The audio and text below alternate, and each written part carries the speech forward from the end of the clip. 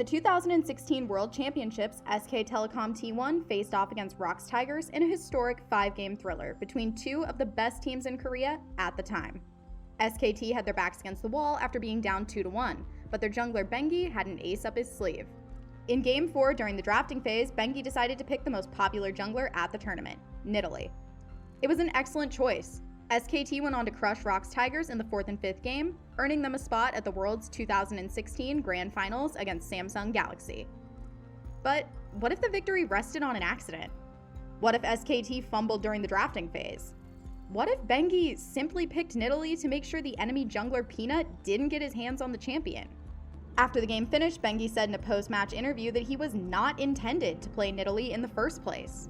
Although he had little practice on the champion, he and his coach Kakoma knew that Nidalee was so powerful at the time, he couldn't risk giving it over to the enemy jungler. It was clear that something was wrong here. SKT had just drafted a jungler that they didn't intend to play, that they didn't prepare for, and it was all just to make sure their opponents couldn't get their hands on her. And that was for good reason.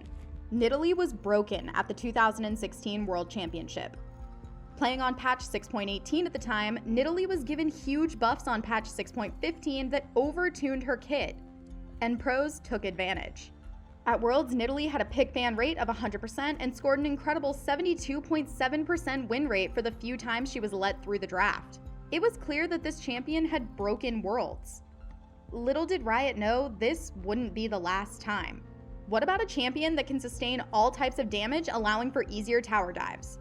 Or if that's not enough, what about a champion that can be quadriflexed in the drafting phase? That nightmare was brought to life with Pantheon at Worlds 2019. Pantheon was introduced in 2010 with his main abilities staying relatively the same throughout his life cycle. In general, although Pantheon was a solid pick, he was overshadowed by some of the most broken champions in League history, Xin Zhao and LeBlanc. As one of the oldest champions in the game, Pantheon would receive a small rework in mid-2019. Upon the release of patch 9.16, Pantheon was updated with a shiny new look, and like many other visual and gameplay updates, Riot knocked it out of the park. Look at this muscle definition! Unfortunately, he had even better stats. To put it simply, Pantheon's base attack range, base armor, base health regeneration, scaling attack damage, and scaling health were all increased. On that same patch, Pantheon was hotfixed, twice. And in the next 6 patches, Pantheon would be changed in 4 of them. One of the main difficulties Riot had in balancing Pantheon was his ability to be flexed in almost every role in the game. At the time of his rework, he was played top, mid, jungle, and even support. This meant that Riot had to pick apart his kit with constant changes to his damage output against both champions and monsters. Following this rework, Pantheon was playable at Worlds 2019 on patch 9.19, just shy of the nerfs on patch 9.20 and 9.22. For teams on the red side, Pantheon was practically permanently banned at the tournament because of the immense amount of versatility he brought to professional play. Pantheon had the ability to be flexed into almost every role. He could sweep the jungle with his early damage on his Q, Comet Spear, or he could move to the support role and lock up opponents with his point-and-click stun on his W, Shield Vault. As such, Pantheon had a 100% pick ban rate at the tournament. The only time he was let through the ban phase was in a play-in game between Mega and Low-Key Esports. In the drafting phase, Mega, being on the blue side, picked Pantheon mid after Low-Key didn't ban him away on the red side. The match went as expected. Pantheon was used to his full effect in the early game, while slightly falling off toward the latter half of the match.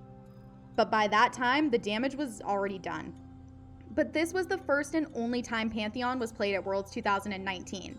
For the rest of the tournament, he was permanently banned, ending Pantheon's reign of terror with a perfect 1-0 record. And while these champions broke Worlds, there wasn't anything quite like the meta during Worlds 2015. At Worlds 2015, the tournament was diverse, to say the least. TSM finished dead last alongside world champions Invictus Gaming. Origin and Fnatic led the charge for Europe, but were ousted by SK Telecom T1 and Crew Tigers. After all the changes there were, 4 champions still stood out from the rest, with Gangplank, Mordekaiser, Elise, and Lulu dominating the tournament. These 4 champions had an over 94% presence rate, with Gangplank and Mordekaiser sneaking their way through the draft 4 times each. The team that played both of these champions cruised their way to victory.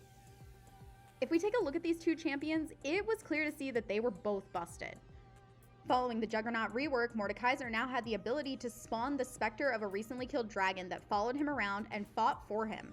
This comes second to the fact that he could snowball the game early with his permanent level advantage over his bot lane opponents. If that's not enough, Worlds 2015 saw Gangplank dominate both top and mid lane following his rework on patch 5.14. Although he had some stat nerfs, he was still incredibly broken.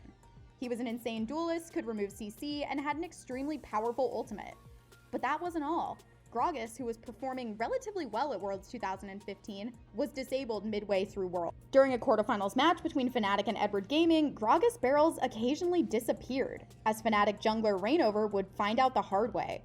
This led to a lack of diversity in the jungle, with Elise and Rek'Sai being the only champions that junglers could fall back on. Overall, this tournament will go down as one of the most unbalanced Worlds we have ever seen. So we've had junglers, juggernauts, top laners, but what about some of the most prominent mid lane assassins in League history? Worlds 2013 became League history. Won the iconic trophy with SKT1. The team's prominent mid laner, Faker, was known for one of his signature picks at the time, Zed.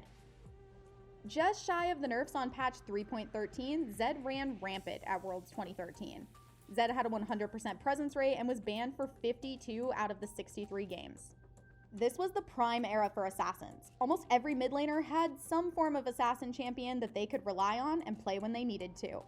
It wasn't just Faker that had his signature assassin pick. Fnatic's XPK had his own. In a quarterfinal match between Cloud9 and Fnatic, the North American side banned Aatrix, Orianna, and Ahri, leaving XPK's signature Kassadin untouched. Immediately, Kassadin was locked in first. XPK made sure that Cloud9 never made the same mistake again.